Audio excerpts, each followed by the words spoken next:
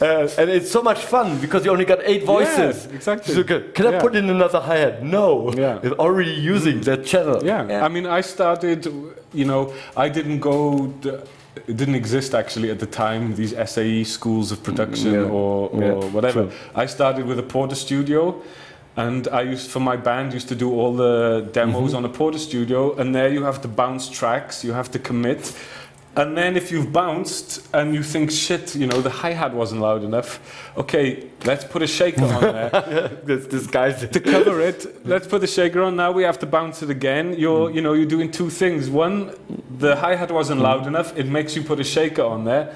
Okay, and now you need to bounce that again because you still need the spare tracks. So you do something to the sound, and now this shaker will say, actually, now it sounds like Mission Impossible. Maybe I get the guitar, you know. So every decision you make leads to something. You know? And you have to make the decision, and you can't go back. No. Which is what I like is because, as you're saying, is you make the decision now, and it's done. It's done. You can't pull it up 3 weeks later and change the sound. Yeah. And there was one thing in your demonstration that you did is when at one point you said, yeah, this song isn't technically perfect and not even musically perfect, but it works so well. Do you sometimes think that these days when I listen to the radio I get so bored because it starts to, a 2-bar loop and at 3 minutes later it's the same bar loop and there's no emotion, there's no... Does mistakes and imperfection add to... Absolutely. To the art? For me, it's all about mistakes. It's all about mistakes. No, it's definitely for me. I've never touched what do you call it, auto-tune in my life. I tried it once, but I've never used it on any of my productions. And I think if the person you're working with can't sing, then why? What's the point? Why? Spend the time. I mean, if your bathroom didn't work and you got a plumber who didn't know how to be a plumber, and just looked great as a plumber, would you say, well, please fix my bathroom? Or would you say, I'll get another plumber? Sure. So find people who can sing. Is it so difficult in life? No. Find someone who can sing. Find musicians who give you what you want. They don't have to be great. I also don't like perfect musicians. It's boring, And and the trouble is with things like that, once you start on that road, once you start with a perfect vocal, then everything, you think, oh shit, that's not right. Okay, now we have to complete that, or now we have to complete that, I know if you take a vocal and you think, I just want to fix this one word, it doesn't stop there. Yeah, it's true. But how did you get to do a lot of the playbacks with Reason? Was there a special reason because you were on the road, or because it just appealed to you? No, it just came out, and I thought, it's amazing. And like everyone thought when Reason came out, the first thing you do is show everyone, you hit the tab button and you see the cables on the back. That's fun, yeah. It was like, wow, this is almost like the real thing. So, and it's a sample player. I mean, I put my samples in there. If I use an Akai S1000 at the time, or SCD 3000, or Reason, what's the difference? It's my sounds in Reason, and it's a machine that plays my sounds, and I control them, and I do what I want, And it was great. You could do a whole track suddenly on the computer. Yeah, I mean, we did the whole album with Reason.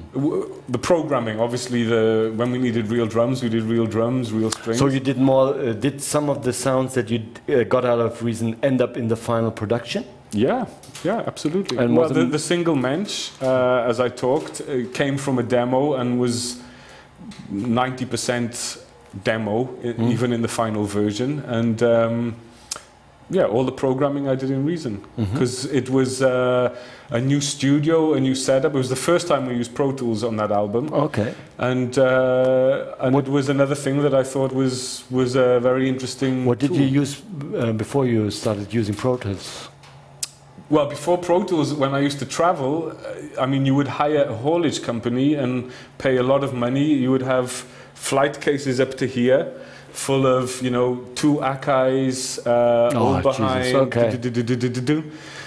and the thought that one day you can get on a plane with a hard drive, well, even a key. I have a key here, 32 gigabytes. with your entire library on there, I think you couldn't even imagine that. Not even 12 years ago you could imagine. It's true, that, yeah. You know? I came across something that I had written about more than 10 years ago, 15 years ago, and I said, oh, it would. I wrote down, you know, some ideas, and I said, yeah, it would be great to have, you know, because it's all going to be software. You just need the horsepower in a rack. Yeah. So my greatest imagination that I had was it would still be a big rack, you know, like this, the poor man's Sinclair. Yeah, you know? yeah. And now it's even smaller. You know. But now even the next stage is like this cloud computing. You don't own any plugins, you know. You own a laptop, and your DAW system, your workstation, is not on your computer, it's online. And if you want to use a plugin, you rent it for the online. Sure. You don't own anything, it's all cloud computing. Yeah, it's all in the cloud. We're actually using all in the cloud. At MusiTalk, all our documents, you know, all the spreadsheets and text, we already use Google Docs. You know, like it's the most normal thing in the world. We don't even think about it anymore, you know, but it's all in the cloud. Yeah.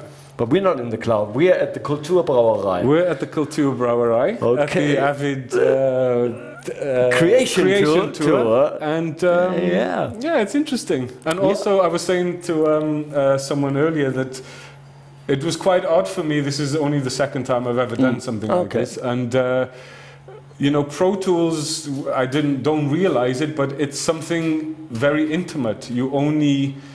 It's me and a computer, you know, and when the artist is gone, it's me and a computer in a dark room, and it's this very thing that not even my girlfriend knows, or my friends, because they don't work in music. It's this thing that I spend my life working with, you know. Okay.